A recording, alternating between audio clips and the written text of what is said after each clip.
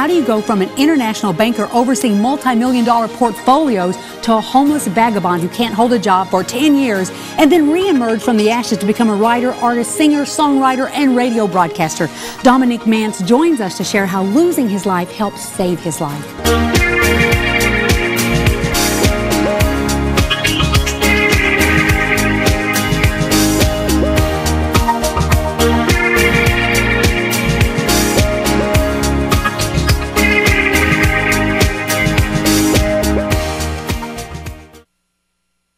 Dominic Mance reached the pinnacle of success as an international banker and then overnight lost everything that was important to him: his wife, children, career, even his car. Dominic spent the next 10 years a homeless vagabond on and off the streets, but something he learned on the streets dramatically turned his life around. Dominic, we're so thrilled to have you here. I was listening to some of the radio shows you've done because many people have done your story, and I was so impressed with your humble spirit. Thank you so much. So you've been through a lot. So where do you start with your story? I started a pinnacle of having everything that the world hopes for, but almost no one achieves. And I got it. I had a perfect wife, the perfect children, the perfect career. I could make and break the rich and famous with the stroke of my pen. And then I walked into a restaurant one night at the top of my game, and walked out of that restaurant with my sobbing head in my hands after my beautiful and precious wife announced that our marriage was over. And then shortly thereafter, I received a phone call from the bank telling me that the Canadian headquarters filed bankruptcy, and like a house of cards, they all fell. Wow. And I became a homeless vagabond overnight. I lost my house, my car, my career.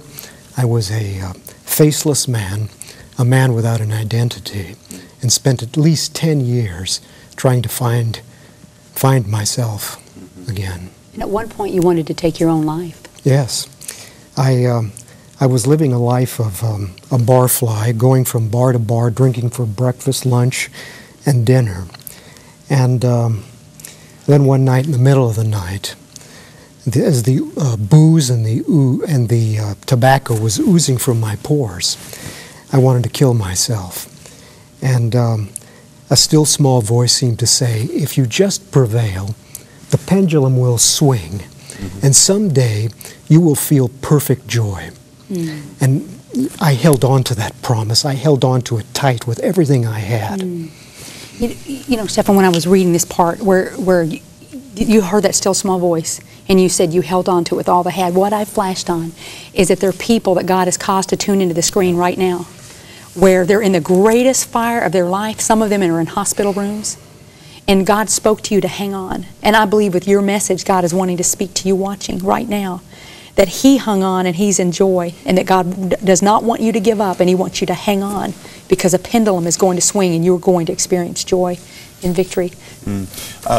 With respect to being in the position you were in, you know, having almost like a Job's story of losing everything and having nothing to hang on to except for that promise, how did you start to move out of, or how did God begin to move you out of a position and place of that hopelessness to really a place where you can stand? Very interesting. I had nothing at all.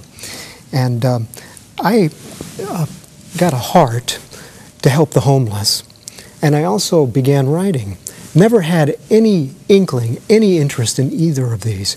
With nothing, I started going to the library every day reading, and I started writing on the back of flyers. I had no paper, I had no pen, and I used those stubby little yellow pencils they had at the library, and I started writing on the back of flyers. And I had a series of just odd jobs over the years, and eventually, because I needed a place to stay, I landed a job as a live-in counselor at a homeless halfway house. And there they had a typewriter, and I began typing the stories that I wrote and submitting them to literary publishers, and I was getting published. And that was the beginning. And then after a while, I started to say, well, as an artist and writer, I have to understand my work. So I started to see symbols in it and try to draw, and I discovered to my amazement that I could draw like a photocopy machine. At the age of 45, I began drawing. You discovered gifts and talents you didn't even know you Never had. had Now, but I want to back up a little bit, because at one point you encountered Christians, different Christians, and you thought they were all nuts. Thought they were crazy. I thought they were certifiable. And there's few of us that probably are. and, you know, and the reason I want to make a point of that is I hope that that people will just be who they are. That's how you tell people about Christ. Is be just your normal self. Don't talk in a foreign language with a fancy word as patois or a jargon or Christianese. Be yourself. And but when these people began talking to me, there was something on the deepest of levels that began to resonate within my heart. And I read countless books over many years, lived many lifestyles, but I always find that there was, even the best of them, there was something slightly warped. But then I started to discover, through their encouragement of reading the Bible, that there was a true truth. True truth. It was all pure and real. And as I said, it resonated within me. And there wasn't that slight warpness, that slight off. So in every book you read, you found something slightly off, but when you came to the Word, it resonated. This is true. This is real. And I read the works of the greatest minds of all times in the world, the geniuses of the world, the Dr. Schweitzers, the Albert Einsteins. I not only read the books about them, I read their books. I read their personal diaries. I read their personal correspondence.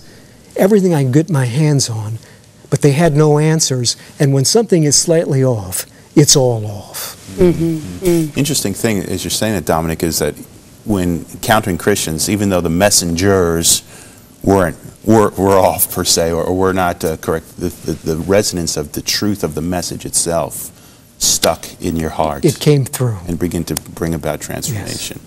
Yes. One quick question.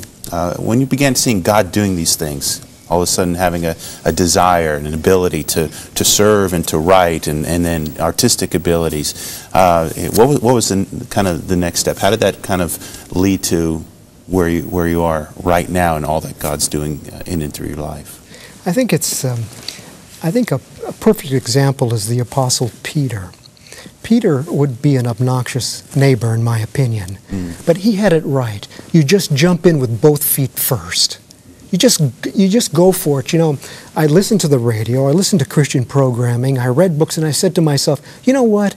I can do that too. If they can do it, I can do it. We have the Spirit of God within us. We can do anything that He's called us to do. Anything. Well, I believe that God has sent you here as a messenger to just speak words of hope and encouragement, that there's folks out there ready to give up and wondering, is the pendulum ever going to swing? And that message is yes. But you can get a deeper copy of the story, Dominic's artwork, and if you go to his website, onelovestudios.com, you're going to see what here's this amazingly creative man. But I want all of you guys out there to pray that God would increase what He's doing through Dominic, because I believe we're just touching the tip of the iceberg of what God wants to do. And we want to thank you for joining us and just offering words of hope and encouragement to the people out there around the world. Thank you, Dominic.